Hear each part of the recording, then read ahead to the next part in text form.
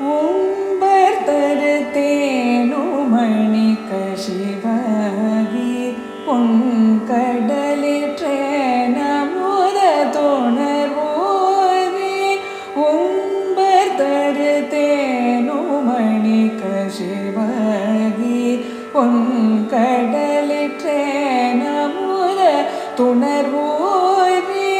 இல்பரசத்தே பருகை பலகாலும் என்றனுயிர்காதரவுற்றருள்வாய. இல்பரசத்தே பருகை பலகாலும் என்றனுயிர்காதரவுற்றருள்வாய.